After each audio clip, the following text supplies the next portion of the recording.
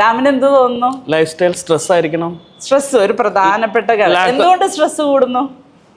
അതിപ്പോ ജോലിയുടെ സ്ട്രെസ് ആവാം, സ്പൗസിന്റെ സ്ട്രെസ് ആവാം. പണ്ടുണ്ടായില്ലേ ജോലി? പണ്ടുണ്ടായിരുന്നു. എന്തുകൊണ്ട് ഇപ്പൊ സ്ട്രെസ് കൂടുന്നു? എമൗണ്ട് ഓഫ് റെസ്പോൺസിബിലിറ്റി കൂടുന്നു. പിന്നെ ഫൈനാൻഷ്യൽ പ്രഷർ ആക്കാം.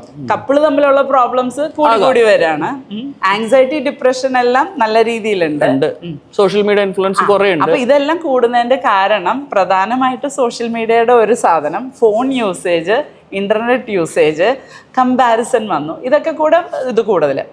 അപ്പോൾ നമ്മൾ സ്ട്രെസ് എന്ന് പറയുന്നത് എന്താണ്? അഡ്രിനാലിൻ റിലീസാവും. അതിന് സിമ്പത്തറ്റിക് സിസ്റ്റം എന്ന് പറയും. നമ്മുടെ ബോഡിയിൽ, നെർവസ് സിസ്റ്റത്തിൽ അഡ്രിനാലിൻ കൂടുക, സ്റ്റിറോയിഡ് കൂടുക, ഇതാണ് ടെൻഷൻ ഉണ്ടാക്കുന്നത്.